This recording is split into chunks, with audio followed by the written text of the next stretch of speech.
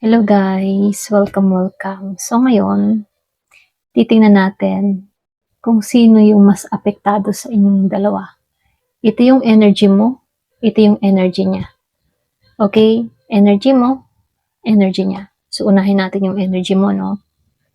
So be open-minded po, hindi halos lahat makaresonate. Thank you nga po pala sa mga nagsusubscribe, sa mga bumabalik. Maraming salamat.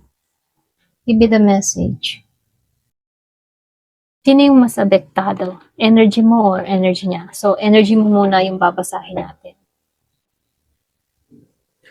Ano yung energy mo sa taong ito? Give me the message. Ano yung energy mo sa person mo?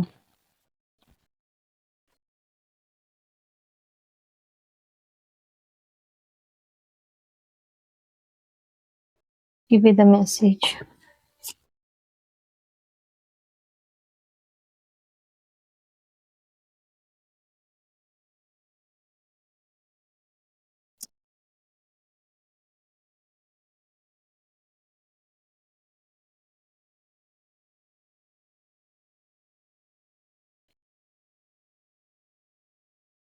So, dito, no, itong energy mo, meron akong nakita ditong Virgo, Capricorn, Taurus, Scorpio, Cancer, and Pisces.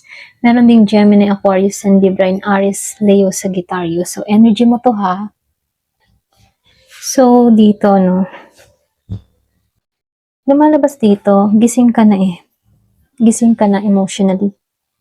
Kumbaga, dati parang nag-aalangan ka or pwede rin hindi mo pinapansin yung nararamdaman mo. Pero lumalabas dito, ngayon kasi, open ka na ulit na tumanggap. Ano? So, nakikitaan ko rin dito sa Page of Pentacles, nagkakaroon ka ng bagong mindset. So, ibig sabihin, gusto mong mag-grow, gusto mong mag-improve, mas maging stable. Hindi ka puro feelings lang. Alam mo yun? Kasi dito sa Five of Swords, ayaw mo ng gulo. Para bang lumayo ka na lamang sa conflict, mas pinili mo yung peace over pride. Ano? So, nakikitaan ko rin dito, no? Dito sa The Moon, merong hindi pa malinaw dito totally, ano? Merong time na nakukonfuse ka pa rin. Para bang may kutob ka na may tinatago or pwede rin hindi pa nabubunyag. Alam mo yon. So, lumalabas din dito, meron kang malambot na puso. Okay? May soft ka pa rin inside. Kahit ba strong ka, may innocence at hope ka pa rin pagdating sa love. Handa ka pa rin magmahal. Ito lang nakikita ko sa'yo. So, lumalabas din dito, yung iba sa inyo, ano, or pwede rin, halos lahat, nakaranas ka dito ng lungkot or pagkawala, no? Pero ngayon, unti-unti ka nang bumabangon, ano, emotionally at mentally, okay? Yung iba sa inyo, no, may time na may urge ka na gumalaw dito. Either gusto mong mag-message, gusto mong magparamdam, or sumugal ulit in the impulsive energy, ano, dito. Para bang may time din na ready ka na ulit mag-take ng risk. Para bang sinasabi mo sa sarili mo na, ay bahala na, subukan ko ulit. Ganon, okay? So, nakikitaan ko rin dito sa The High Priestess and the Empress upright. Dito, no, malakas yung intuition mo. Kahit hindi mo aminin. Alam mo sa loob mo kung ano ba talaga yung gusto mo. At alam mo sa loob mo kung ano ba talaga yung totoo. So, lumalabas din dito. Grabe. Grabe yung ang ganda ng energy mo dito sa The Empress, ano. Nasa peace ka ng self-worth. Yung iba sa inyo or pwede rin halos lahat, ano. Para bang natuto ka. Para bang naisip mo dito, alagaan ko na lang yung sarili ko. Para bang mahalin ko na lang yung sarili ko. At doon ka nagiging attractive, no? Umaangat ka dito sa The Empress. So, lumalabas din dito, very independent ka, okay? Kahit wala tong taong ito. Kaya mong maging okay mag-isa. Strong ka talaga dito. So, lumalabas din dito, no? Pero meron kang time na imbalance pa rin. So, dito, minsan sobra kang magbigay or mag-isip dito. Yung bang tipo na may time na hindi ka pa fully balance pagdating sa emotion mo.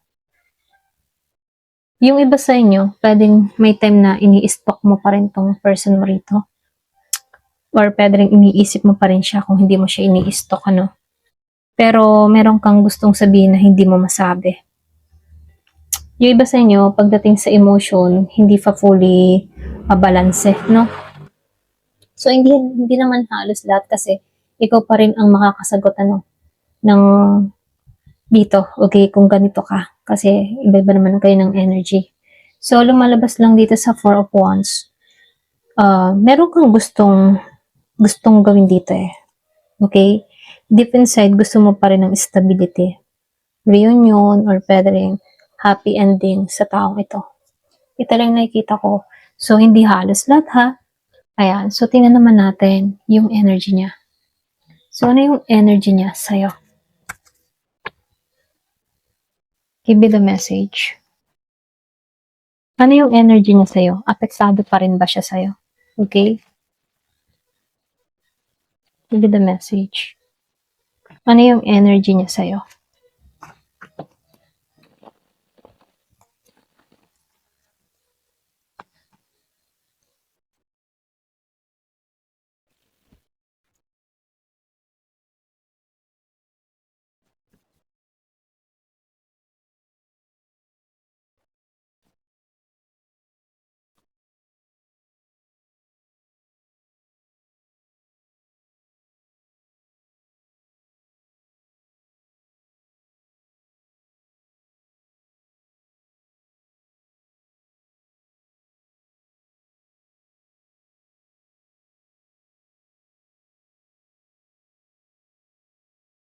So, dito, nakikitaan ko dito, meron kang person dito na Gemini, Libra, and Aquarius, Scorpio, Cancer, and Pisces, Virgo, Capricorn, Taurus, and Aries, Leo, Sagittarius. Okay?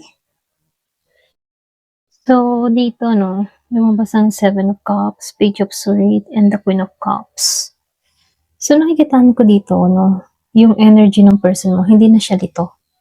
Or hindi na siya nalilito rito. Nagiging klaro na siya dito. Para bang meron tong natatanggap sa realidad or para bang napupunta na siya sa reality dito na kailangan na dito ng malinaw na direksyon. Okay? So, nakikita ko dito, naiisip ng tao na to na kailangan ng gumawa ng hakbang. Hindi na to kailangan, hindi na siya kailangan mag-imagine. Okay? So, nakikita ko lang din dito, tahimik siya pero nag-o-observe pa rin. Pwedeng ini-stalk ka, pero hindi siya umaamin or kumikilos, okay? So, lumalabas din dito, malalim yung nararamdaman niya dito sa'yo, okay? Kumbaga, emotionally connected pa rin siya sa'yo kahit hindi niya pinapakita rito. So, nakikita ko dito, may malakas na nangyari or pwedeng may nangyari dito na biglaang pwedeng realization, heartbreak sa taong ito. Para bang nagising siya sa katotohanan. Nasaktan talaga siya. Pwedeng may nasabi ka, may nagawa ka, or pwedeng merong pinamukha ka. Okay? So, lumalabas din dito, hindi to nakaka-moving on. Stuck siya sa past. Mga nangyari sa nakaraan. Hirap siyang umalis sa connection ninyo rito. So, matindi, para bang hirap na makarecover. So, nakikitaan ko rin dito, itong person mo, hindi siya nag-e-effort sa panahon ngayon. Tinatamad or pwede rin nawawalan siya ng drive na ayusin yung sitwasyon. Pero ganun pa man dito sa King of Pentacles reverse and the King of Cups reverse. Parehong naka-reverse. Unstable tong tao na to sa pera. Baging sa karera niya, hindi siya grounded ngayon. Para ba siyang bagsak ngayon pagdating sa financial niya. So, nakikitaan ko dito, hindi niya kayang i-handle yung emotion niya. Para ba siyang emotionally overwhelmed dito pero suppress. Hindi niya kasi alam kung paano ba i-express yung kanyang nararamdaman. So, nakikitaan ka ng tao na to na very confident dito. Attractive, powerful, mataas yung tingin niya sa'yo ngayon, ano? So, nakikitaan ka rin ng tao na to na yung mga tipo na gusto ka niya pero hindi siya kumikilos dito. Wala talaga tong aksyon kahit meron siyang nararamdaman sa'yo. Sa totoo lang, immature siya dito. Pagdating sa kanyang emosyon, hindi siya marunong mag-open up. Hindi rin siya marunong mag-apologize dito. Kaya pagdating dito, sinusubukan niya makawala sa mga toxic pattern niya or sa mga attachment. Gusto naman niya magbago dito or pwede rin gusto niya nang mag-detach sa mga negativity. Unti-unti naman niyang binabalanse yung kanyang sarili dito. Nasa healing phase din siya, okay? Pero mabagal ha. Medyo pinipigilan ng tao na to yung sarili niya. Ito lang nakikita ko. Yung bang tipo na gusto niya, pero kinokontrol niya yung emotion niya, yung action niya dito. May pagkokontrol.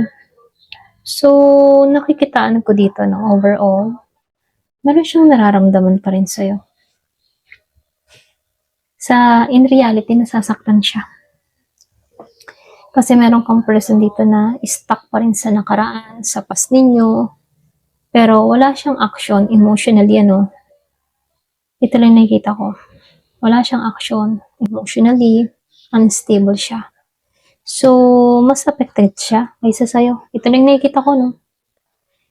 Kasi ikaw, naghilom ka na para bang tanggap mo na. Very independent ka. May paglago na nangyayari sa'yo. Pwedeng ikaw nakatuon ka sa mga pangarap mo, sa goal mo, sa pagmamahal sa sarili mo, ganyan. Para bang may control ka sa sarili mo. Alam mo na yung hangganan mo, ganyan. Samantalang itong taong ito, nasasaktan siya sa the tower. Stuck siya, okay? Stuck siya sa Six of Swords. Hindi siya maka-act kahit merong nararamdaman. Hindi ba Hindi siya makakilos, okay?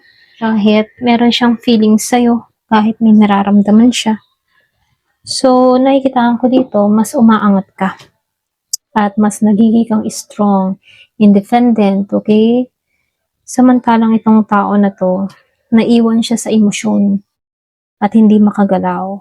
Para siyang na-stuck doon. Pwedeng hindi niya akalain na mabilis kang makarecover, okay? Ayan, ito lang yung nakikita ko, no? Sobrang nalulungkot itong person mo sa nangyari dito. Problemado din dito sa financial. Excuse me. So, ito lang yung nakikita ko. Ayan, so comment ka kung naka-resonate ka, okay? Comment down below. Thank you for watching. Love and peace.